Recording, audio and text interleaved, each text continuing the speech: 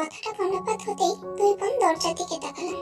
আমি আর আপু একজন আরেকজনের মুখের দিকে তাকিয়ে ভাবছি, মায়ের কথাটা কি উনি শুনে ফেললো নাকি?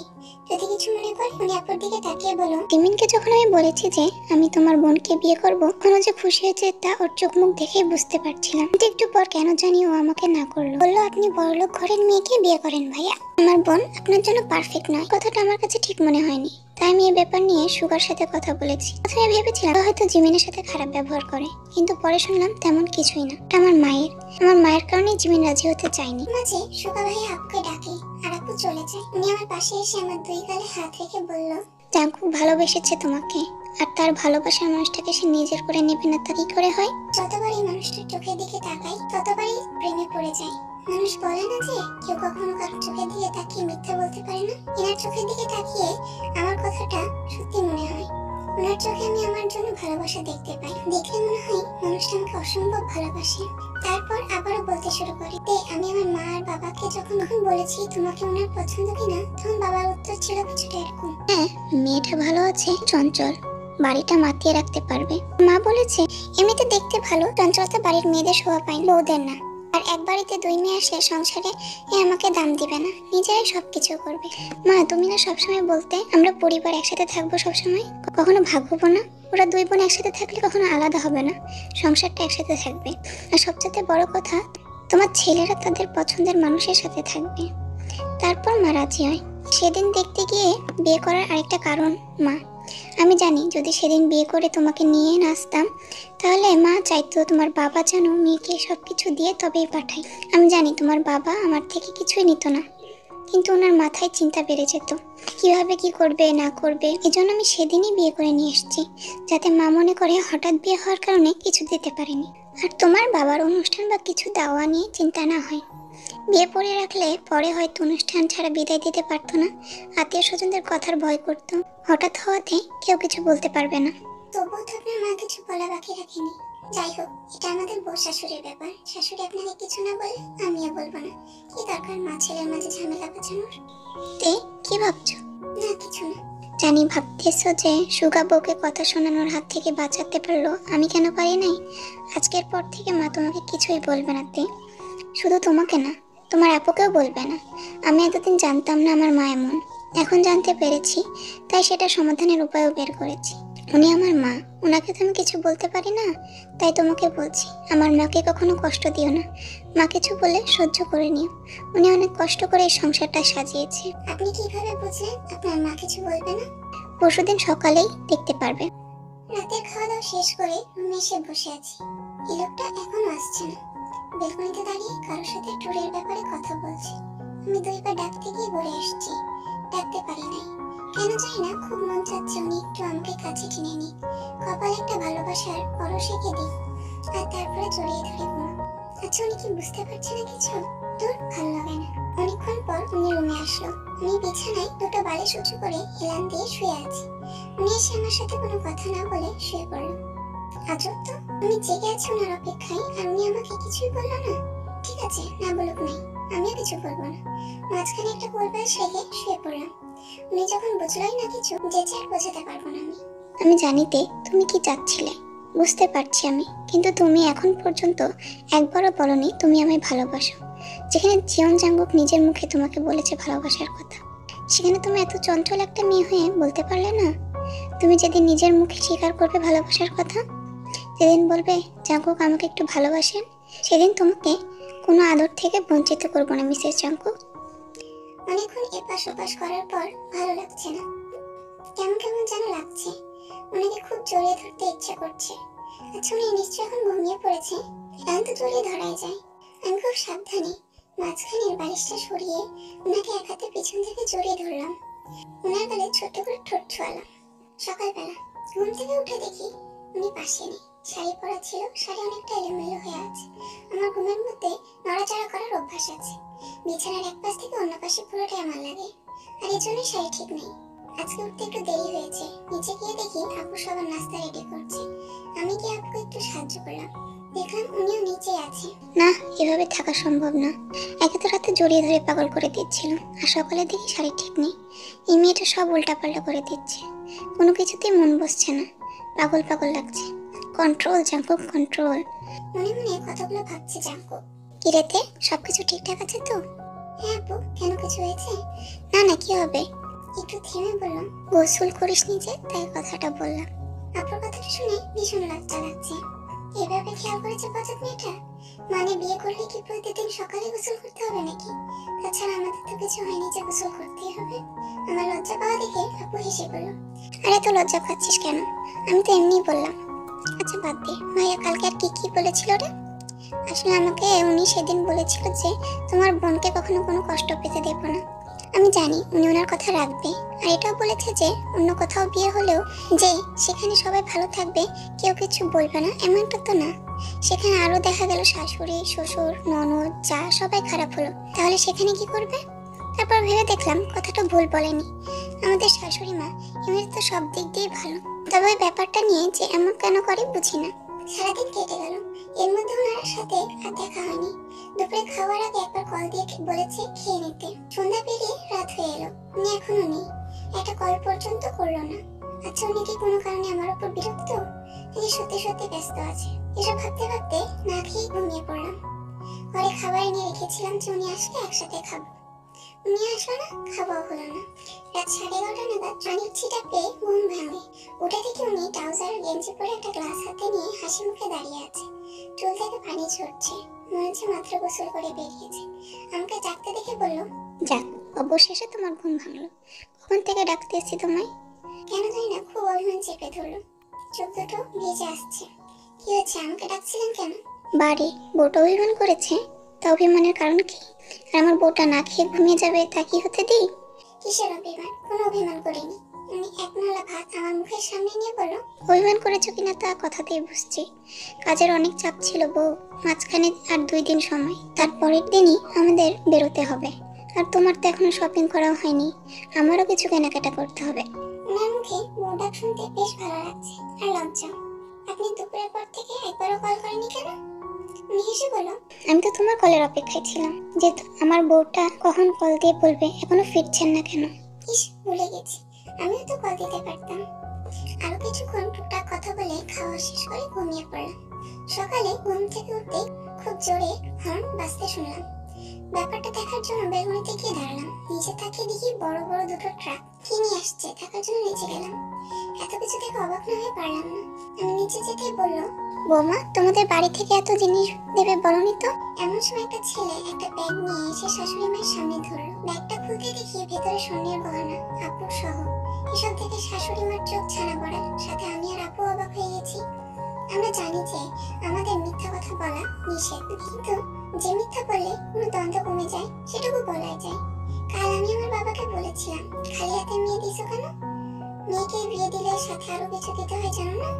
আমার এই কথাটা জাঙ্কুকের কান পর্যন্ত পৌঁছে গেছে। বাবা বাড়িতে গিয়ে লোন করে কিছু জিনিস কিনেছে, সাথে জাঙ্কুক বাকি সবকিছু দিয়েছে। কিন্তু শাশুড়ি মা জানে সব আমার বাবা দিয়েছে, বাকি সবাই সত্যিটা জানে। জাঙ্কুক নিজে সবকিছু দিত, কিন্তু বাবা মানতে চায়নি, তাই নিজের সামর্থ্য অনুযায়ী যেটুকু সম্ভব দিয়েছে। সারাটা দিন এগুলো গোছগাছ করতেই গেল। পুরোনো জিনিস সরিয়ে সব নতুন জিনিস রাখা হলো। সন্ধ্যার আগে আগে রুমে গেলাম, দেখি উনি বিছানায় বসে ল্যাপটপে কিছু একটা করছে। আমাকে রুমে ঢুকতে দিকে বলল, গোসল করে আসো, বাইরে যাব। প্রায় 40 মিনিট পর বেরোলাম, দেখি উনি ল্যাপটপ রেখে ফোন চাপতেছে। আমি বেরোতে আমার দিকে তাকালো। কালো শাড়ি, ভেজা চুল, সদ্য গোসল করা নারী, দেখলেই যেন নেশা ধরে। ভেজা থাকার কারণে পুরো শরীর যেন চকচক করছে। এভাবে দেখলে যে কোনো স্বামী পাগল হতে বাধ্য। আর কত পাগল করতে চাওতে, এবার তো স্বীকার করো ভালোবাসো। আমি কাছে যেতেই উনি উঠে পিছন থেকে জড়িয়ে ধরলো। আর কত সময় লাগবে তোমার? কথাটা শুনে কান পর্যন্ত গরম হয়ে গেল। কিভাবে বলবো আমি? আপনার ভালোবাসা চাই, আমার সম্পূর্ণ ভালোবাসা চাই। বুঝে নিতে পারেন না? আপনি কি আমার চোখের ভাষা পড়তে পারেন না? কি ভাবছো তে? কিছু না। আচ্ছা তাড়াতাড়ি রেডি হয়ে নাও, বাইরে ডিনার করবো। কালো শাড়ির সাথে সাদা ঝুমকা, চুলগুলো আঁচড়িয়ে মুখে ক্রিম দিয়ে হালকা গোলাপি কালার লিপস্টিক পরলাম। ব্যাস 5 মিনিটে রেডি। এদিকে সুগা, জাঙ্কুক ভাইয়ের জিনিসগুলো কেন নিয়ে আসলো? সুগা জিমিনকে পিছন থেকে জড়িয়ে কাঁধে থুতনি রেখে বলল, যাতে মা তোমাদের কিছু বলতে না পারে। দেখো জিমিন, আমার মাকে এজন্যই মিথ্যা বলেছি যাতে মা খুশি থাকে, তোমাদের সাথে মিলেমিশে থাকে। যদি মাকে বলতাম যে জাঙ্কুক ভাইয়া কিনেছে, তাহলে হয়তো মা এসব নিয়ে তোমাদের কথা শোনাতো। উনি আমাদের জন্মদাত্রী, ওনাকে কোনো কিছু বলতেও পারি না। মায়া ওনায় দেখতে গেলে মায়ের মন খারাপ হবে, তাই মায়ের কাছে লুকানো ছাড়া আর কোনো উপায় ছিল না। তবুও যেন সবাই হাসি খুশি থাকে। সত্যি তোমাদের মতো স্বামী হয় না শুভা। তোমরা দুই ভাই যে এত ভালো। পৃথিবীর সব স্বামী যদি এমন হয় তাহলে কোনো মেয়ে ডিভোর্সই হতো না। শ্বশুর বাড়িতে স্বামীরা সব থেকে বেশি আপন। স্বামী ভালো না হলে সেই মেয়ের জীবন এমনি তেজপাতা। বউ, এবার চলো, জাঙ্কুক ভাইয়া নিচে অপেক্ষা করছে। হ্যাঁ, এই তো আমার হয়ে গেছে, শুধু হিজাবটা পরবো। পিনগুলো এগিয়ে দাও। দুই বউ বের হয়ে শাশুড়ি মা রুমে গেল। মা, আমরা যাই? হ্যাঁ মা, সাবধানে যেও। মা, আপনি কি খাবেন বলে দেন, আপনার জন্য নিয়ে আসবো। তখনই কাই রুমে ঢুকে। বৌমারা ডিনারে যাচ্ছ?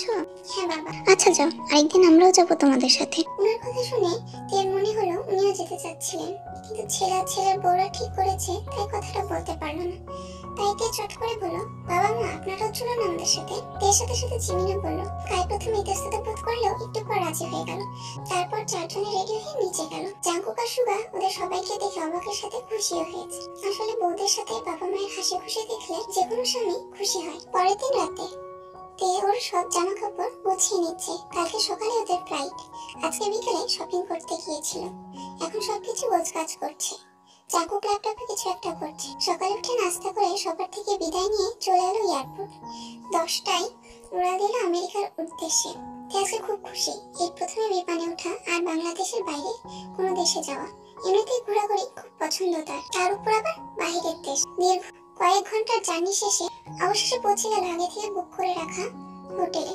যেটা খুব ক্লান্ত, ও এসে গোসল করে ঘুম। জাঙ্কুক এর আগেও 2বার এসেছিল, আর সেই 2বার এই হোটেলেই ছিল, তাই এখানকার অনেক কিছুই জানা। প্রথম 7 দিন খুব ব্যস্ততায় সময় কাটলো। বিকেলে শুধু একটু সময় আশেপাশে ঘুরলেও দূরে যেতে পারে নাই। অনেক সময় রাতও জাগতে হয়েছে জাঙ্কুককে। পরের 7 দিন অনেকটা ফ্রি। তের যেখানে যেতে ইচ্ছে সেখানেই গেছে। সর্বপ্রথম গেছে নায়াগ্রা জলপ্রপাত দেখতে। যদি হোটেল থেকে অনেকটাই দূরে, কিন্তু তবুও জাঙ্কুক একবারের জন্য আপত্তি করে না। কালকে বাংলাদেশে আসবে, আজকে সবার জন্য শপিং করবে। এর মাঝে খবর পেল জিমিন মা হতে চলেছে। তে তো মহাখুশি। শপিং এ গিয়ে সবার জন্য কেনাকাটা করলো, সাথে ছোট বাচ্চার অনেকগুলো জামা, ছেলের ও মেয়ের। জানি না তো কি বাচ্চা হবে, তাই দুজনেরটাই কিনলো। এমনও ড্রেস আছে যেগুলো বাচ্চার বয়স 5 হলেও পরা যাবে। পছন্দ হয়েছে, কিনেছে। সবশেষে 2 দিন পর বাংলাদেশে ফেরত আসলো। বাড়িতে এসে সবার প্রথম বোনকে জড়িয়ে ধরলো। ওর ইচ্ছা যেন একটা ছেলে হয়, কিন্তু এই বাড়ির সবার ইচ্ছা যেন একটা মেয়ে হয়, কারণ এই বাড়িতে মেয়ে সন্তান নেই। জাঙ্কুক সুগাকে জড়িয়ে ধরে কংগ্রেস জানালো। ভাইয়া, তুমি কিন্তু বড় আব্বু হচ্ছ। তোর পর এই বাড়িতে একটা পিচ্চি আসতে চলেছে, যে সারাক্ষণ আমাদের বাড়িটা মাতিয়ে রাখবে। তারপর জিমিনকে ডেকে বলল, ছেলে হোক বা মেয়ে, তাকে ডাক্তার বানাবো। এতে কি তোমার কোনো আপত্তি আছে? না ভাইয়া, আমার কোনো আপত্তি নেই, আমারও এমনটা ইচ্ছা ছিল। আচ্ছা ঠিক আছে, আমার তরফ থেকে তোমাকে একটা গিফট পাওনা থাকলো, সময় মতো পেয়ে যাবে। পাশ থেকে সুগা মাথা চুলকে মিনমিনিয়ে বলল, কষ্ট করলাম আমি, আর গিফট পাবেও? এটা কেমন কথা? সুগা ভাইয়ের কথা শুনে আমি জোরে হেসে দিলাম, আর উনি চোখ রাঙিয়ে আমার দিকে একবার, সুগা ভাইয়ের দিকে একবার তাকিয়ে উপরে চলে গেল। আর সুগা ভাইয়াকে বলল, তোর গিফটও পেয়ে যাবি। সময় চলছে আপন গতিতে। আমেরিকা থেকে আসা 1 মাস হয়ে গেছে। যে প্রজেক্টের জন্য আমেরিকা গেছিল সেটাও পেয়ে গেছে। অফিসে কাজের প্রচুর চাপ। আমার শ্বশুরের বুকের ব্যথাটা বেড়েছে, তাই একদম বেড রেস্ট। শাশুড়ি এখন কোনো কিছুতে বাধা দেয় না, আর আমি বা অতটা দুষ্টুমি করি না, তাই সবসময় একা একা থাকি। একা থাকলে আর কি বা দুষ্টুমি করবো? আগে বাড়িতে আপুর সাথে করতাম, আম্মুর সাথে করতাম, নয়তো স্কুলে কলেজে বান্ধবীদের সাথে করতাম। এর মধ্যে একদিন ভার্সিটি গিয়ে বান্ধবীদের সাথে দেখা করে আসছি। আপু সারাক্ষণ মাথা ঘোরে, খেতে পারে না, বমি হয়, এজন্য আপু সারাক্ষণ শুয়ে থাকে। তাই আমিও একা একা ফোন চাপি, নয়তো বই পড়ি, আর খুব খারাপ লাগলে বাইরে থেকে ঘুরে আসি, নয়তো ওনার সাথে ফোনে কথা বলি। উনি যতই ব্যস্ত থাকুক না কেন, আমি ফোন দিলে কখনো আমাকে নিরাশ করে না, কথা বলবে। সুগা ভাইয়া কয়েকদিন হলো অফিসে যায়। বাবা অফিসে না যাওয়ায় ওনাকে একা একা সব সামলাতে হচ্ছিল, তাই সুগা ভাইয়া অফিসে যাওয়া শুরু করেছে। আগে না হয় দায়িত্ব নিতে ভয় পেত, কিন্তু এখন উনি বাবা হচ্ছে, তাই সন্তানের কথা ভেবে অফিসে যাওয়া শুরু করেছে। ওনার সাথে আমার খুব কম দেখা হচ্ছে। সকালে বেরিয়ে যায়, আসে রাত করে। ফোনে সারাক্ষণ খোঁজ নেই, কখন খাবো, গোসল করবো, কি করবো না করবো সব। আজকে ওনার জীবনের বিশেষ একটা দিন। এই দিনে পৃথিবীতে এসেছে উনি। বিয়ের আগে যতটা অপরিচিত ছিল মানুষটা, বিয়ের পর তার থেকে বেশি চিনেছি ওনাকে। স্বামী স্ত্রীর বন্ধনটা পবিত্র। স্বামী যখন ইচ্ছায় স্ত্রীর কাছে আসতে পারে। সেখানে এই মানুষটা আমাকে অনেকটা সময় দিয়েছে নিজেকে গুছিয়ে নেওয়ার জন্য। আমি তাকে আর ধরে রাখতে চাই না। আমার যে বড্ড ভালোবাসতে ইচ্ছে করে ওনাকে, যখন তখন জড়িয়ে ধরতে ইচ্ছা করে, ওনার কপালে চুমু দিতে ইচ্ছে করে, ওনার কাঁধে মাথা রেখে জ্যোৎস্না দেখতে ইচ্ছে করে। তাই আজ ওনার জন্মদিনটা একটু অন্যভাবে সেলিব্রেট করব। নিচতলার ড্রয়িং রুমটা সাজিয়ে নিলাম। অবশ্য আমার সাথে সুগা ভাইয়া আর আপুও ছিল। শাশুড়ি মা মাঝে মধ্যে একবার বলে যে বাড়ির বউকে একটু শান্তশিষ্ট মানায়, তবে আমাকে সরাসরি কিছু বলে না। তাই আমি ওনার কথা গায়ে মাখি না। আমার মতে বাড়ির বউদের এত চুপচাপ মানায় না, নয়তো সবাই অহংকারী ভাবতে পারে। বাড়ির বউরা একটু চঞ্চল হবে, বাড়ির কাজ করবে, সবার সাথে মিলেমিশে চলবে, এটাই ভালো। বাড়ি সাজানো হয়ে গেছে। ওনার পছন্দ মতো সব রান্না করলাম। ওনার বাড়ি ফেরা পর্যন্ত অপেক্ষা করতে লাগলাম। সন্ধ্যা 7টার সময় ফোন করে বলল গাড়ি খারাপ হয়ে গেছে, ফিরতে দেরি হবে। আজকে তাড়াতাড়ি আসতে বলেছি, আর আজকেই গাড়িটা খারাপ হতে হলো। কি আর করার, অপেক্ষা করা ছাড়া আর উপায় নেই। সময় যেন কাটতেই চায় না। বেশ কিছুক্ষণ পর উনি এলেন। বাবা, মা, সুগা ভাইয়া, জিমিন আপু সবাই রেডি। আমি গিয়ে দরজা খুলে দিলাম। কি ব্যাপারতে, বাড়ি অন্ধকার কেন? আমি কোনো কথা বললাম না। ওনার হাত ধরে আরেকটু সামনে গেলাম। যেতে এক এক করে পুরো বাড়ির লাইট জ্বলে উঠলো। ওনার আর আমার মাথায় ফুলের পাপড়ি পড়তে লাগলো। সবাই একসাথে বলে উঠলো, হ্যাপি বার্থডে জাঙ্কুক। উনি পুরো শকড। আগে ওনার জন্মদিন পালন করা হয়েছে, অনেক আত্মীয় স্বজন ছিল, গান বাজনা ছিল। তারপর থেকে কিছু বছর উনি জন্মদিন পালন করেনি। ওনার এত আত্মীয় স্বজন, গান বাজনা, হই হুল্লোড় পছন্দ না। তাই আমি সবটা শুনে কোনো আত্মীয়কে বলিনি, শুধু আমাদের পরিবারকে নিয়ে ওনার জন্মদিন পালন করতে চেয়েছি। উনি সবাইকে সাথে নিয়ে কেকটা কাটলেন। আমি ওনার জন্য একটা পাঞ্জাবি কিনে রেখেছিলাম, যেহেতু আমার পরনে শাড়ি, হাত ভর্তি চুড়ি, কানের দুল, গলায় ওনার দেয়া পাশের রাতের নেকলেস সব পরেছি। উনি নিচের ওয়াশরুম থেকে ফ্রেশ হয়ে আসলেন। তারপর সবার সাথে বসে খাওয়া দাওয়া করে একটু পর উনি উপরে যেতে ধরলেই আমি ওনার পথ আটকে ধরলাম, কারণ এখন ওনাকে কিছুতে রুমে যেতে দেওয়া যাবে না, নয়তো আমাকে নির্লজ্জের খাতায় নাম লেখাতে কেউ দ্বিধাবোধ করবে না। এই শুনুন না, মাথা নিচু করে বললাম। উনি আমার ঘাড়ে হাত রেখে বলল, বলো না। একটু একটু কি? একটু ছাদে যাবেন? উনি হেসে বলল, এটা বলতে এত কিছু? আচ্ছা বলো তো, বিয়ের পর থেকে আমি তোমাকে কখনো ধমক দিয়েছি? আমি মাথা নাড়ালাম, অর্থাৎ না। তাহলে আমাকে দেখে ভয় পাও কেন? না মানে, আপনি অফিস থেকে আসলেন, সবাইকে সময় দিলেন, বিশ্রাম না নিয়ে আমার সাথে ছাদে যাবেন, তাই ভাবলাম। স্বামীরা বউকে সময় দিতে কিপটামি করে না, আমি তো একদমই না। সবার মাঝে তো আর বউকে সময় দেওয়া যায় না, তাই বউকে দেওয়ার জন্য সময় আলাদাভাবেই রাখতে হয়। কথাগুলো বলতে বলতে ছাদে আসলাম। ছাদের মাঝখানে আগে থেকে ছোট্ট একটা টেবিলে ছোট্ট একটা কেক রাখা ছিল, পাশে এক গুচ্ছ গোলাপ আর কয়েকটা মোমবাতি আর একটা ছুরি। আমি টেবিলের সামনে গিয়ে ওনাকে বললাম, এখন আমি যা যা করবো আপনি বাধা দিবেন না। আমি জানি উনি আমাকে বাধা দিবেন, তবুও বলে রাখি। আমি একে একে সব মোমবাতি জ্বালিয়ে নিলাম। মুহূর্তের মধ্যে ছাদের মাঝখানটা আলোয় আলোকিত হয়ে গেল। চারিদিকে অন্ধকার আর মাঝখানে আলো।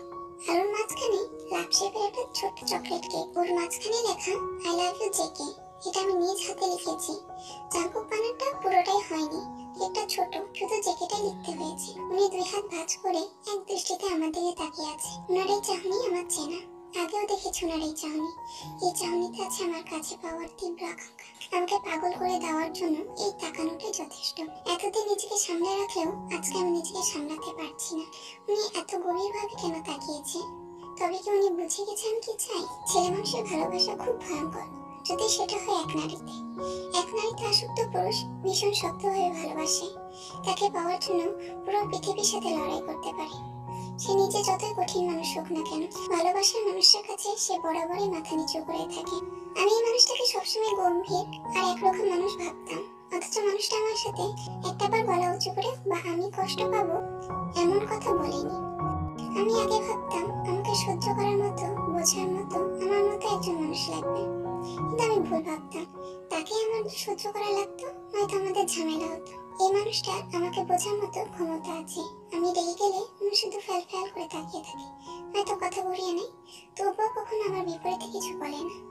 তাকে কি ভালো না বেশি থাকা যায়? আমি আরো আগেই বলতাম কথাটা, কিন্তু যখন শুনলাম কিছুদিন পর ওনার জন্মদিন, তাই অপেক্ষা করতে লাগলাম এই দিনটার জন্য। উনি এক দৃষ্টিতে আমার দিকে তাকিয়ে আছে। আমি আস্তে আস্তে ওনার কাছে গিয়ে ওনার সামনে ছুরিটা তুলে ধরলাম। উনি এখনো কিছু না বলে চুপচাপ দাঁড়িয়ে আছে। আমি একটু হাসলাম, কারণ আমি জানি উনি কেন আমার দিকে তাকিয়ে আছে। আমি টেবিলের উপর থেকে ফুলগুলো নিয়ে ওনার সামনে হাঁটু করে বসলাম। লজ্জার মাথাকে ওনার চোখে চোখ রেখে বললাম, আমি আপনাকে ভালোবাসি জাঙ্কুক, ভীষণ ভালোবাসি। আমি আপনার সাথে আমার জীবনের শেষ মুহূর্ত পর্যন্ত কাটাতে চাই। আপনার সুখের সাথে আর দুঃখের ভাগিদার হতে চাই। আপনি কি আমাকে ভালোবাসবেন? তারপর দুজনে চুপচাপ। কি আজব, উনি তো এখনো কোনো কথা বলছেন না। তবে কি উনি এসবে খুশি নন, নাকি বোবাই ধরলো? আরে ভাই কথা বলেন, আমার হাঁটু লেগে গেছে। এসব আমি মনে মনে ভাবলাম। তারপর একটু জোরে বললাম, আমি আপনার সন্তানদের নিয়ে একটা ফুটবল টিম বানাতে চাই। আপনি কি সাহায্য করবেন? এবার উনি হো হো করে হেসে উঠলো। যাক বাবা, অবশেষে মুখে বুলি ফুটলো। উনি আমার হাত থেকে ফুলগুলো নিয়ে আমাকে বুকের মধ্যে চেপে ধরে বলল, আমিও তোমাকে ভালোবাসিতে এতদিন শুধু তোমার বলার অপেক্ষায় ছিলাম। আমার আরো ভালোবাসা চাই। উনি আরো চেপে ধরে বললেন, সব ভালোবাসাই তোমার, তুমি আদায় করে নিলে আমি দিতে বাধ্য। তারপর কেকটা কেটে প্রথমে আমার মুখে তুলে দিলেন, বাকিটা নিজে খেলেন। উনি আমাকে কোলে নিয়ে রুমের দিকে যেতে লাগলেন। রুমের দিকে যত এগোচ্ছি তত আমার হার্টবিট বাড়ছে। উনি রুমের সামনে এসে আরেকবার আমার মুখের দিকে তাকালেন। আমি ভয় আর লজ্জায় ওনার মুখে মুখ লুকালাম। উনি আমাকে কোলে নিয়ে ভিতরে ঢুকলেন। লাইট জ্বালানোর সাথে সাথে ওনাকে চেপে ধরলাম। মনে হচ্ছে উনি হাসছে। মিসেস জিয়ন জাঙ্কুক কি নিজের বাসরঘর নিজে সাজিয়েছে? ওনার এই কথাটা শুনে লজ্জায় আমার বলতে ইচ্ছে করছে, আল্লাহ একটা মই দাও, আমি উপরে উঠে যাই। উনি আস্তে করে আমাকে বিছানায় নামিয়ে দিলেন। তারপর আমার পাশে শুয়ে পড়লেন। ওনার দিকে তাকানোর সাহস পাচ্ছি না।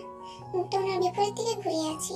উনি একটা হাত শাড়ির নিচ দিয়ে আমার পেটের উপর রেখে আমাকে ওনার দিকে টেনে নিলেন। তারপর ঘাড়ে গলায় চুমুতে ভরিয়ে দিলেন।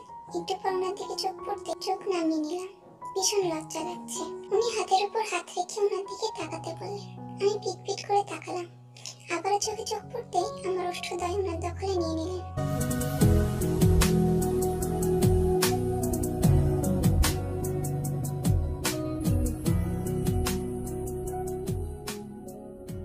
অনেক সকালে ঘুম ভেঙে গেল।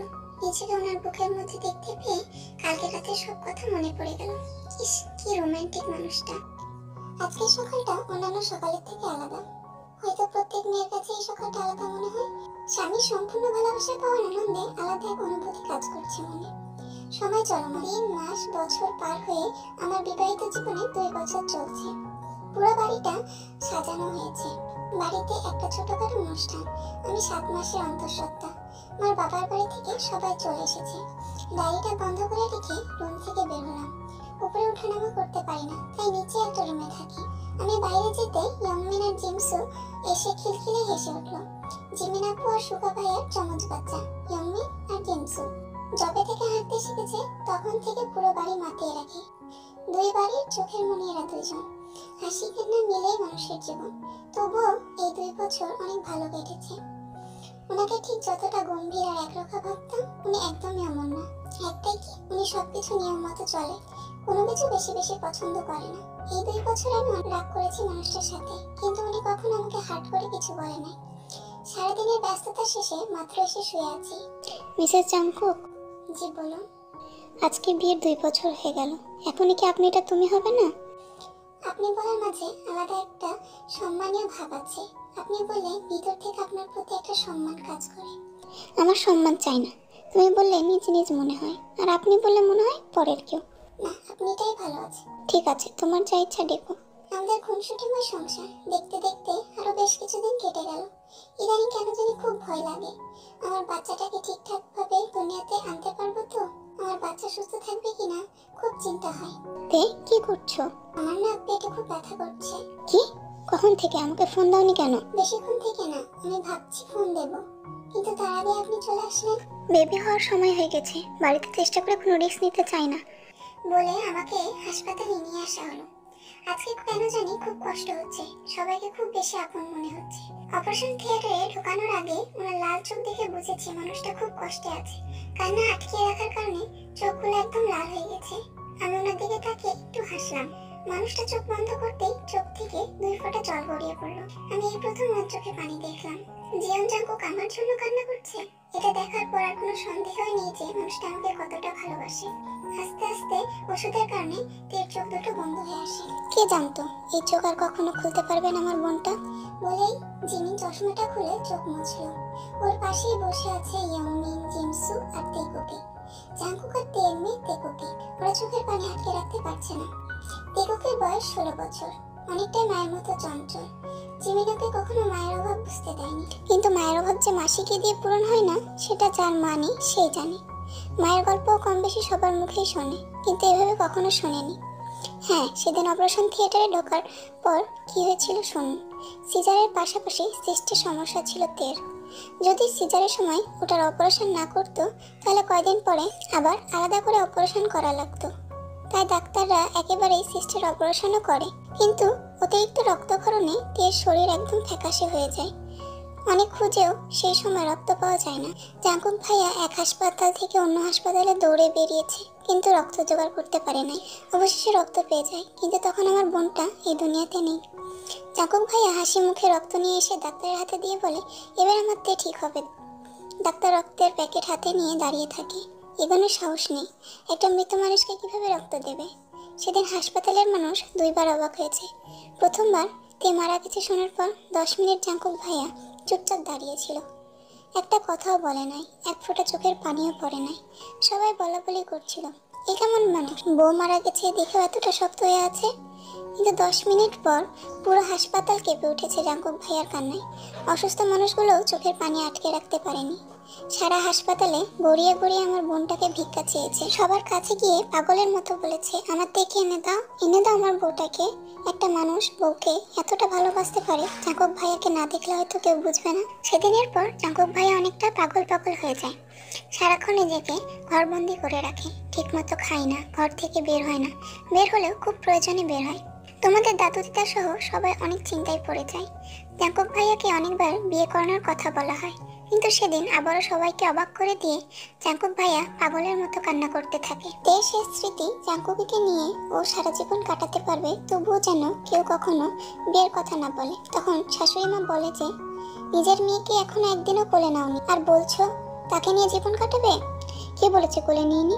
আমার মেয়েকে প্রতিদিন একবার হলেও কোলে নিয়ে আদর করি আমি, কিন্তু আমার ওকে কোলে নিলে তের কথা মনে পড়ে। আমার তে আমাকে বলেছিল যে, আপনি এত লম্বা আর বড় একটা মানুষ, আমার পিচি বাচ্চাটাকে কোলে নেবেন কিভাবে?